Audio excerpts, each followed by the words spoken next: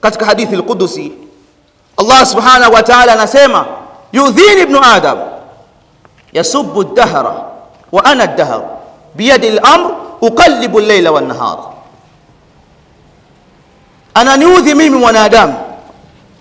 Allah subhanahu wa ta'ala anaudhika, anachukia kwa mwanadamu. Kwa lipi? Kwa sababu ya kutukana nyakati, kuzisema vibaya nyakati, kunasibisha katika nyakati mambo ambayo ni mabaya. Na Allah subhanahu wa ta'ala anasema mimi ndio mwenye kazi hiyo.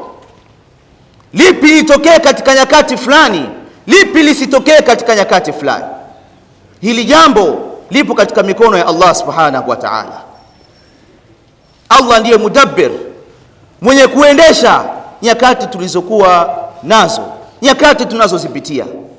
Kwa yale mabaya ambayo yanatokea katika wakati fulani, haipaswi kwa wewe Muislamu ukayanasibisha katika nyakati hizo, bali tawakkal kwa Allah subhanahu wa ta'ala.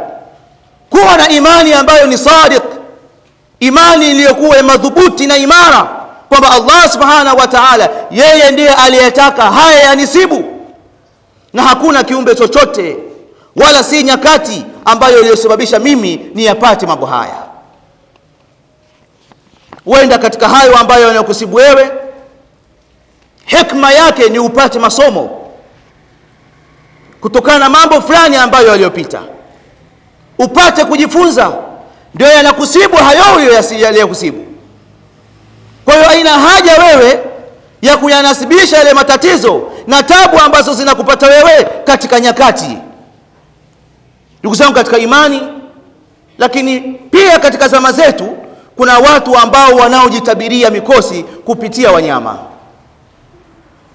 Kuna watu ambao wakisikia kule kulalama kwa mbwa katika nyakati za usiku, mbwa akawa analia kwa mlio mrefu kana kwamba yupo katika huzuni na masikitiko, basi mtu huyu usiku wake unakuwa ni mgumu sana, anakuwa ndani ya shaka, halali, fikra nyingi, maelfu ya fikra yanamjia katika kichwa chake.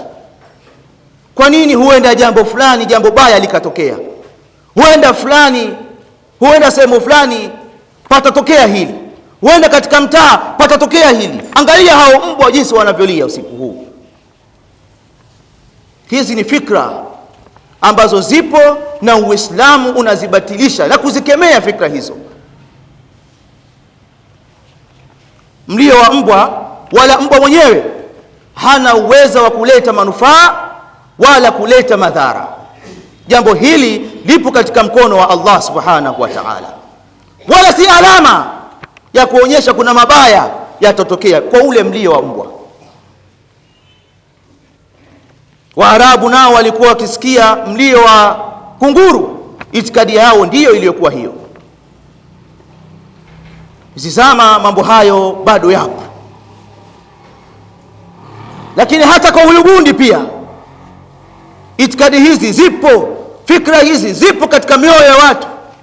Bundi atakaposimama katika nyumba ya fulani, basi pana jambo patatokea, na ikiwa kwamba paliwahi kutokea jambo mfano kama hilo, mfano wa hilo, basi itikadi yake ndio inakuwa madhubuti kabisa kwamba mnyama huyu analeta madhara na kuleta manufaa. Ndugu zangu katika imani, itikadi hizi ni itikadi ambazo dini yetu ya Uislamu umezibatilisha, bali ni katika madhambi yaliyokuwa makubwa mno Muislamu kuitakidi itikadi hii. Laiti kwamba utaitakidi kwa dhati ya vitu hivyo ya kuwa ndivyo vinavyoleta manufaa na kuleta madhara, basi hii inakuwa ni kufuru iliyokuwa kubwa, inayomtoa Muislamu katika Uislamu wake. Na utakapoitakidi kuwa ni sababu, hili jambo linapeleka katika kufru al-asghar, kwa maana shirku al-asghar, shirki iliyokuwa ndogo, jambo ambalo ni la haramu. Ndugu zangu katika imani, bali wapo baadhi ya watu ambao wao wanajisweka katika mabalaa mbalimbali, wanajitabiria misiba mbalimbali, masaibu mbalimbali kutokana na namba tu. Endapo mtu atapata gari yake na namba fulani, hii ni gari ya misukosuko. Laini ya simu kila namba fulani, basi nitapata hasara, nitapata majanga fulani. Ndugu zangu katika imani, namba haileti manufaa wala namba haileti hasara katika kitu fulani. Tarehe fulani sio siku ya kufanya mambo yangu. Ndugu zangu katika imani, hizi itikadi ni itikadi ambazo zitake batil, na haya ni bakaya hizi ni mabaki na masalia ya itikadi za kufuru.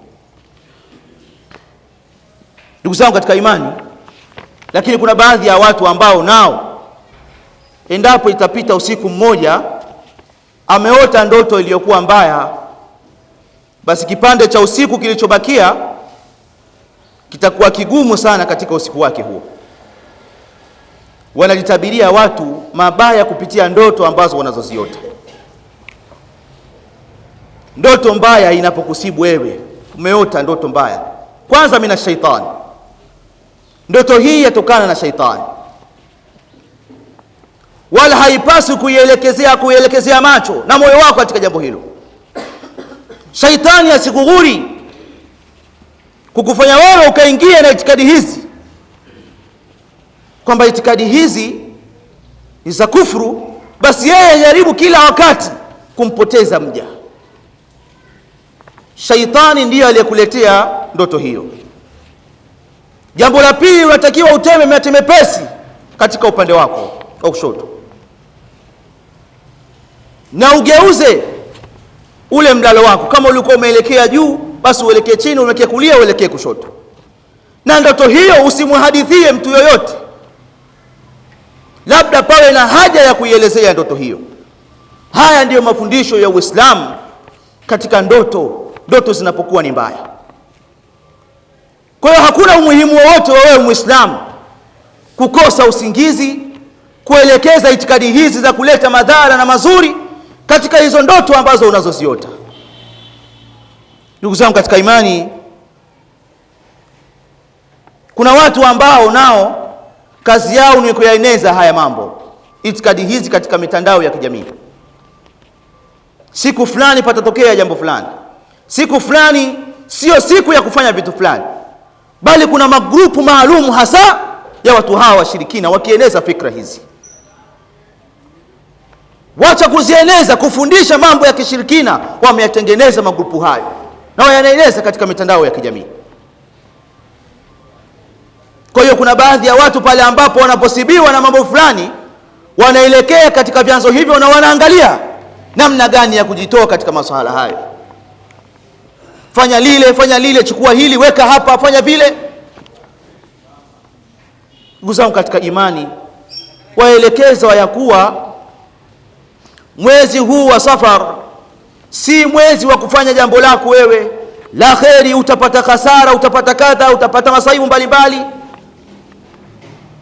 Hizi ni itikadi ambazo zilikuwepo toka zamani, watu wa jahilia walikuwa nazo, na kama tulivyoona sababu ya wao kuitakidi hivyo ni nini? Wewe mshirikina unaeneza mambo haya, unamdanganya mtu katika hali hii. Je, hizo sababu zipo? Ni mara ngapi Bwana Mtume sallallahu alaihi wasallam na masahaba zake wameunusuru Uislamu huu katika mwezi wa Safar? Katika zama za Mtume matukio mengi yametokea ya kuutia nguvu Uislamu katika mwezi huu wa Safar, bali katika utawala ule wa khilafa so masahaba watukufu mambo yamefanyika mengi katika mwezi huu wa Safar na baki ya duali. Kwa nini Muislamu unaitakidi ya kuwa zama zinakuletea wewe faida au kukupa wewe hasara? Ndugu zangu katika imani, mambo haya yote ni mambo ambayo hayana asili yoyote katika sheria yetu hii ya Uislamu, bali Allah subhanahu wa ta'ala anatuelekeza ndani ya Qur'ani, anasema wa in yamsaska Allahu bidhurrin fala kashifa lahu illa hu wa in yuridka bikhairin fala radda li fadlihi. ikiwa Allah subhanahu wa ta'ala atakupatia wewe dhara fulani, hakuna wa kuliondosha dhara hilo isipokuwa yeye mwenyewe Allah subhanahu wa ta'ala. Na akikutakia wewe kheri fulani ikupate, hakuna yoyote ambaye anaweza akawa ni dafi akazuia hiyo kheri isikupate wewe, ziwe ni zama au ni ndege au ni namba na vitu vingine. Hakuna kiumbe chochote ambacho kinaweza kikazuia kheri ambayo Allah subhanahu wa ta'ala ametaka kheri hiyo ikupate wewe. Fala ahada yamliku ad-darra illa Allah, hakuna yoyote ambaye anayemiliki madhara isipokuwa Allah subhanahu wa ta'ala. Yeye anapokusudia jambo fulani limfike mja fulani, basi hilo jambo huwa linamfika na hakuna wa kulizuia jambo hilo. Hii ndio itikadi ambayo Muislam anatakiwa awe juu yake. Lakini jambo hili la kujitia nuksi na mikosi mbalimbali lina madhara makubwa katika kuathiri dini ya Muislam. Miongoni mwa madhara yake ni dhaifu tawakkul billah, ni udhaifu wa kumtegemea Allah subhanahu wa ta'ala. Wala yamla'u alqalba khawfa wa wahma, na hili jambo yamla'u alqalba khawfan wa wahma, hili jambo lila ujaza moyo wa mja hofu na dhana potofu. Na inawezekana mtu huyu akanyimwa kheri zilizokuwa nyingi kwa sababu ya fikra hizi ambazo hazina ukweli wowote, hazina uthibitisho wowote ndani ya Qur'ani wala sunna za Bwana Mtume sallallahu alayhi wasallam. Ndugu zangu katika imani, tunatakiwa sisi tumtegemee Allah subhanahu wa ta'ala, na pale ambapo unapokusudia kufanya jambo fulani ukamwona ndege ambao katika ukoo, katika jamii unayoishi wanaitakidi kwamba utakapokuwa unataka kufanya jambo fulani ukamwona ndege fulani, basi hiyo ni alama ya ubaya wa hilo jambo ambalo wewe unataka ulifanya, basi isiwe ni sababu ya wewe kuliwacha jambo hilo, litekeleze. Kama Mtume sallallahu alaihi wasallam anavyoelekeza, fa idha tatayjartum fanzur, na pale ambapo nyinyi mtakapohisi mikosi, fikra hizi zikakupitia katika kichwa chako, zikapita katika moyo wako, basi moja ya tiba yake, endelea katika jambo hilo ambalo wewe unalokusudia. Lakini Mtume sallallahu alaihi wasallam